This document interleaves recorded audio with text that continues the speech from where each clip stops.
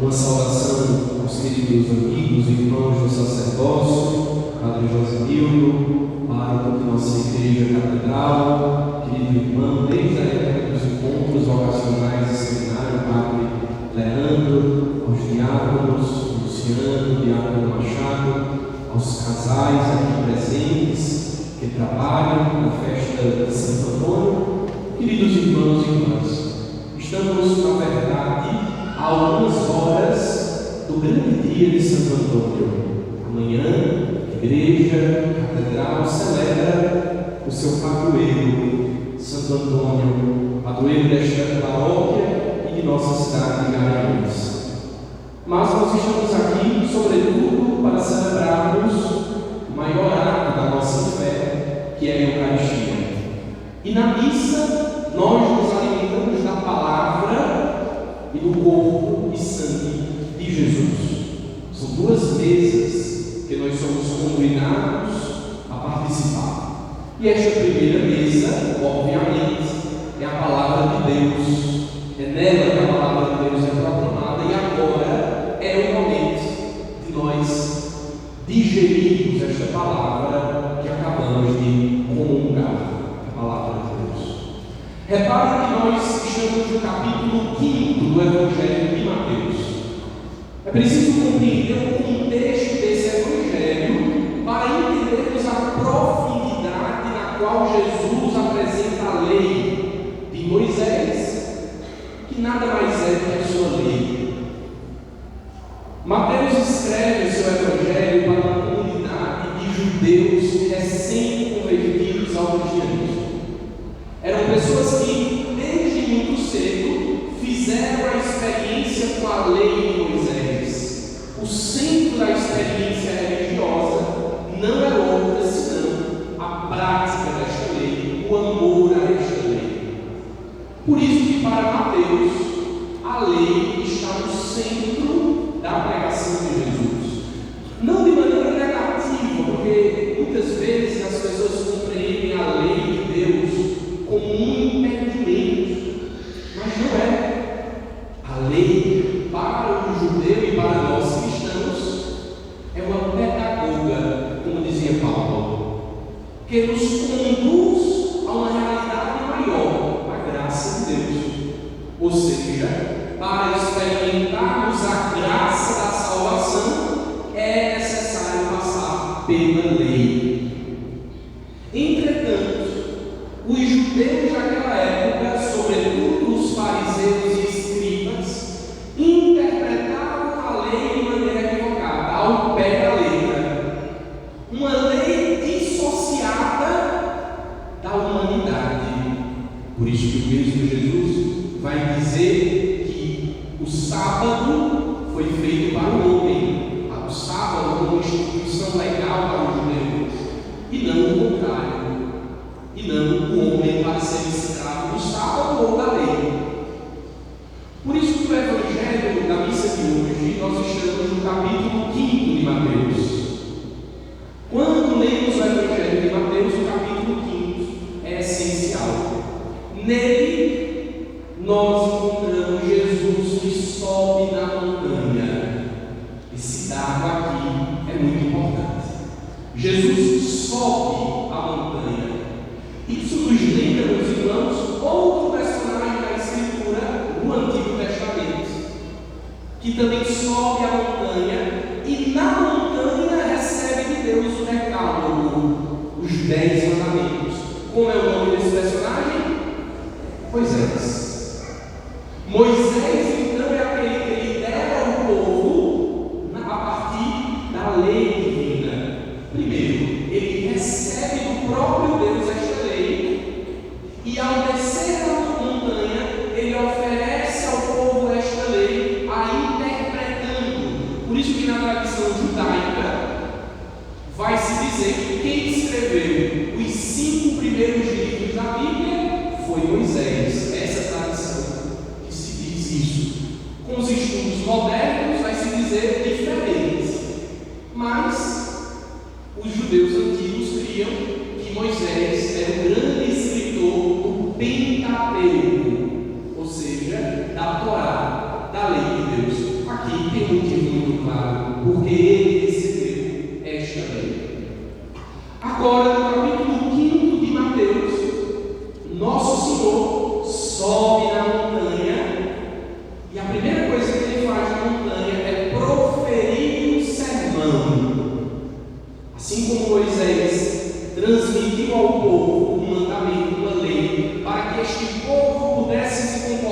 como povo, como nação, porque a lei para o israelita não é somente uma lei religiosa, é uma lei política, cultural, econômica, é a maneira do povo viver enquanto sociedade. Agora Jesus na montanha transmite ao povo o sermão das bem-aventuranças. É o comecinho do capítulo 5 de Mateus. Agora, não numa perspectiva moral, fazer ou não fazer simplesmente, porque nós podemos correr o risco de vivermos apenas numa fachada moral, mas a fachada moral não sustenta a vida humana, ela muitas vezes é exterior. Nós somos convidados a viver uma ética. A ética é aquilo que a gente faz na sociedade e fora da sociedade, na individualidade. Por isso que Jesus começa com o sermão das bem-aventuranças, dizendo que aqueles que são perseguidos, aqueles que são pobres, aqueles que são caluniados, estes são os recebedores da graça de Deus, estes são os herdeiros da promessa divina. E logo mais, Jesus vai aprofundar o significado da lei de Moisés, o Evangelho de hoje. O Evangelho de hoje, Jesus começa com aquilo que nós chamamos de as antíteses evangélicas. Ouvistes o que foi escrito, eu, porém, vos digo. Nessa questão do Evangelho, Jesus começa uma série de ensinamentos dizendo isso. Vocês ouviram o que está escrito, eu, porém, vos digo, para nos dizer que Jesus, no Evangelho de Mateus, é o novo Moisés. Jesus é aquele que não vem abolir a lei. Jesus não vem destruir a lei, mas vem plenificar, vem dar pleno cumprimento, porque Ele é a lei de Moisés. Ele é aquele que nos conduz ao Pai eterno. Evangelho de João. Eu sou o caminho, que mais? Ele é o caminho que nos leva ao Pai. A verdade que interpreta o caminho ao Pai. Ele é a vida verdadeira que nos é dada quando nos colocamos a caminho do Pai. Então, é preciso entender esse contexto. Ouvistes o que foi escrito, não matarás. É o Evangelho de hoje. Esta lei é clara. Não matarás. Mas Jesus a aprofunda. Antes das vias de fato, que é o assassinato, há um caminho. Antes da morte acontecer, ali na sua finalidade, há um caminho que foi costurado no coração. Há uma morte que já foi sendo costurada e construída nas intenções do ser humano. Olha que coisa importante, que coisa profunda, meus irmãos. O mais importante aqui para Jesus é aquilo que começa as nossas intenções. E Jesus então aprofunda. A lei é não matar. Eu, porém, vos digo: todo aquele que se encoleriza com seu irmão será réu em juízo. Jesus então nos diz que a morte começa com um sentimento chamado popularmente de raiva ou cólera. Quem aqui nunca teve uma raiva na vida, que atire a primeira? Hoje é dia dos namorados, os noivos, os namorados que aqui estão. Tenho certeza que pelo menos uma raiva seu companheiro já me fez na vida. Se não lhe fez uma raiva, você não estaria com ele até hoje, não é? A raiva, a psicologia nos ensina, é um instinto de defesa contra uma ameaça de algo ou de alguém. Então é um instinto de sobrevivência. É humano. Não tem como fugir. Por mais que você seja uma pessoa zen, equilibrada, uma pessoa que vai para a sessão toda semana, mas em algum momento este sentimento baterá na porta do seu coração, porque é instintivo. Entretanto, nós não somos animais, nós temos uma alma e nós não podemos ser guiados somente pelos nossos instintos. Então, o que fazer, Padre, com a cólera, com a raiva? É necessário um momento de reflexão. É isso que Jesus faz com os seus discípulos. Refletir a lei de Moisés. Não cumpri-la cegamente. É preciso que entendamos aquilo que acontece em nós, aquilo que age em nós, aquilo que nos visita com afeto, com sentimento. É o conhecimento de si mesmo que me faz agir de maneira benevolente para com o outro. Por isso que quando a raiva visitar o seu coração, investigue os motivos dela. Primeira coisa, Santo Tomás de Aquino nos ensina que há uma ira, uma cólera positiva, que é a ira contra o mal, a indignação. Isso, meus irmãos, é positivo. Se nós estamos diante de uma injustiça e não nos indignamos, há algo de errado conosco. Se nós contemplamos a desigualdade no mundo, a violência no mundo, e não nos indignamos, há alguma coisa de muito errado. Então, há uma cólera, ou então há uma ira positiva, vai dizer Santo Tomás de Aquino. Todavia, essa força que nasce dentro de nós e muitas vezes retira o nosso equilíbrio, a nossa paz interior, precisa ser transformada numa indignação justa, para que aquilo não cause o que Jesus diz, a morte. Porque quem é refém da sua própria raiva começa a morrer dentro de si. Quem sente muita raiva diariamente vai prejudicando o próprio corpo. A própria respiração vai ficando acelerada, os batimentos cardíacos, você vai adquirindo doenças e enfermidades. Olha só que coisa, as células do nosso corpo que morrem ao sentir picos de raiva ao extremo. Pode acontecer isso. Por quê? Porque a raiva, a cólera, a ira, quando não tratada, quando mal colocada, ocasiona uma morte. Não para com o outro em primeiro lugar, mas para quem sente. O rancor, o ódio é um veneno que nós tomamos achando que o outro vai morrer.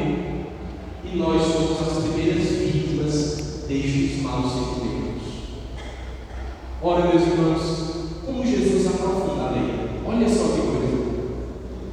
Uma lei que para muitos é fachada, é algo exterior. Começa em nosso coração. Por isso, que transformemos este motor, essa energia, em algo bom. É aquilo que a psicologia também ensina. É canalizar aquilo que muitas vezes pode ser transmitido para a morte, para o ódio, para prejudicar o outro. Eu posso canalizar para algo muito bom, uma causa social, uma luta política. Olha só que coisa boa. A indignação que brota dentro de mim deve ser canalizada para uma boa religiosidade, uma boa vivência na religião, cuidado com os pobres.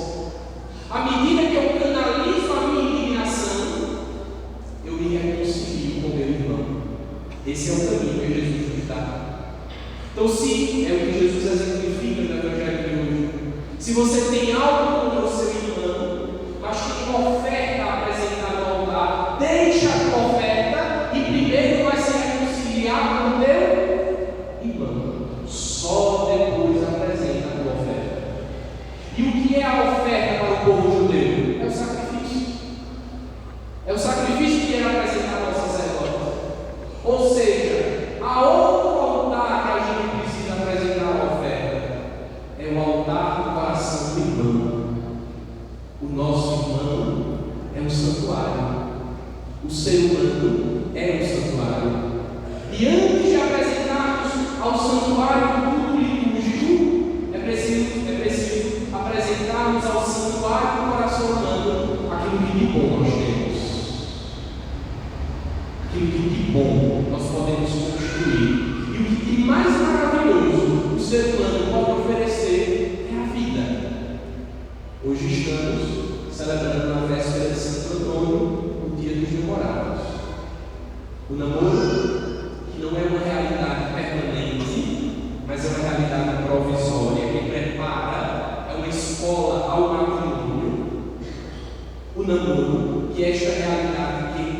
caminha para o matrimônio.